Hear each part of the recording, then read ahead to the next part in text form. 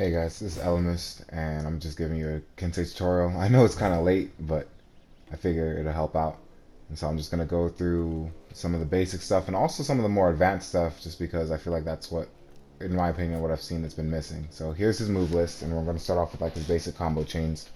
They're all relatively simple. They start off with lights, and they're either all lights, or they start off with lights and end with heavies, or they're all heavies. But once you go heavy, you can't go light again. And so these are some of his light combos. I recommend the light combos if you're going up against an assassin because it's harder for them to dodge. There's less time in between each attacks, and so that's my recommendation for people who are like, oh, Peacekeeper's annoying, Wizard's annoying. Now the ones that end with heavies, however, depending on how you end it, whether it's top or the side, you'll either get his uninterruptible stance or his unblockable stance. Well, I mean, it's not a stance, but an uninterruptible attack or unblockable attack. Now another one of his options is from that heavy unblockable overhead, he can cancel it into a side attack, whether it's going to be your side uninterruptible heavy or your side light attack. And that's very good for mix-ups because a lot of people, I mean, it's a slow attack and they see it coming, so they'll try and dodge to the side and you can catch him. Also, it'll extend your range if you cancel it as opposed to just starting off with the side uninterruptible. And that's just performed by, at the beginning of the attack, during the startup, just pressing left or right and R2. Now another one of Kensei's options is the Helm Splitter. It's a dashing overhead attack. It's pretty fast and has fantastic range. Catches a lot of people off guard, even in some higher levels, even though at the highest level it won't work. Now what you see there is a dodge attack. He can dodge to the side while also performing an attack, and it will come out from the opposite direction he's moving. So if he's going left, the attack will come from the right. That's very good to, counter a slow attack that you see coming, or if you can predict your opponent's attack, you can get out of it and hit them as well. But it is unsafe against Conqueror, so I wouldn't recommend it. Now see, what you saw there was the zone attack, and that's also interruptible. One thing to notice though is that it starts from behind you, and so it'll hit people behind you and then hit people in front of you. It takes a lot of stamina, it's not very strong, so you have to use it in situations where it's going to benefit you most. But you can also cancel it early and only hit the people behind you or just get the uninterruptible part about it.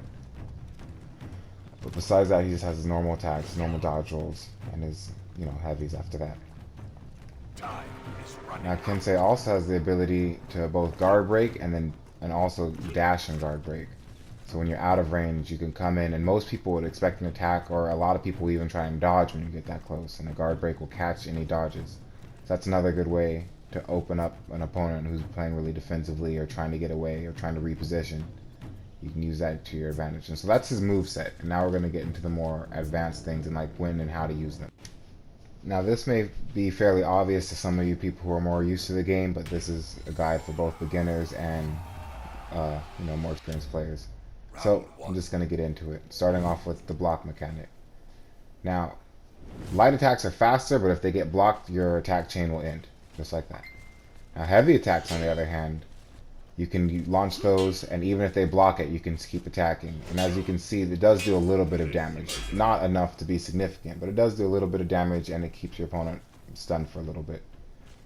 Now, the unblockable attack, as the name suggests, even if they try and block it, it'll still go straight through, it'll still do its full damage, it's good to go. But there's two ways to get out of it, and they're pretty easy. Your opponent can either dodge, in which case you waste your stamina and they can immediately go to attack you. Or, if your opponent's pretty brave, they can just attack you straight out of it, as such. You go for the third attack, and they just interrupt you and they hit you. Sucks for you, you wasted both stamina and you lost life. And they could not only hit you, but start a combo off of that. So one of your first options is to switch into the uninterruptible attack. You'll still get hit and lose life, but more often than not, you'll deal more damage to your opponent than they deal to you. The next thing is feinting. It only works on heavy attacks, but when you launch a heavy, you can press circle to cancel it immediately.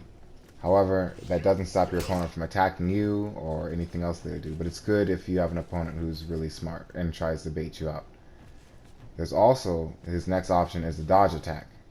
So if someone's trying to hit you, you can both move out of the way and hit them at the same time. Just like that. And so if your opponent's being too aggressive, you can just go and punish them immediately for it. And then also you can start a combo up from there. Like there's no reason just to take that one hit, unless they're ready for the parry, but that's a mix-up and mind game of its own. Now if you have an opponent who's being extremely defensive and you can't get any attacks off on them, you have the option to guard break. and that will completely take away any blocks they do and give you a chance to do either a light or a heavy or a throw. Now, Kensei's throw specifically is special because it will daze your opponent, and you can see that by the little swirlies over his head. What happens when you get dazed is that you can't actually see where the attack of an opponent is coming from. Now, if a Kensei throws an opponent up against a wall, and this is something that not every player knows, you will guaranteed get your overhead unblockable attack off. They can't dodge it, they can't block it, they can't parry it, because the wall stun lasts a bit longer than a normal throw stun does. Now for some more advanced stuff, which is what I'm sure most of you guys are waiting for with me making this video. Now, in the mix-up, when you go to cancel your heavy unblockable, they can actually grab you before you can get your uninterruptible off. So if they're ready for it, that's actually going to, as you can see, take your stamina. It's really, really going to mess up your attack string.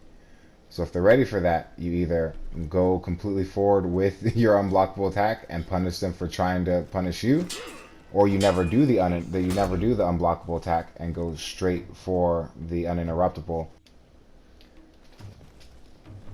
Now, the next thing is parrying. When you parry something, instead of eating the damage, as long as you have your guard in the right place and you press R2 at right when the attack's about to hit, you'll be able to parry. It'll completely block the attack. You won't even take any chip damage, and it'll also lower your opponent's stamina by a good chunk.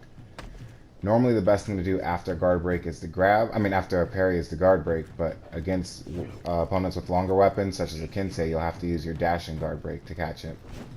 Now, when your opponent's out of stamina and you throw them, not only will they become stunned, like dazed and dizzy, they'll also fall into the ground.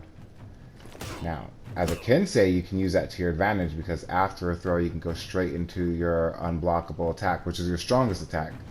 So that's a good way to guarantee you get it. So between them falling on the ground and you busting them into a wall, those are the two ways to guarantee your strongest attack in the game. Besides that, it's mainly based off you having a bad opponent. Now that's your zone attack.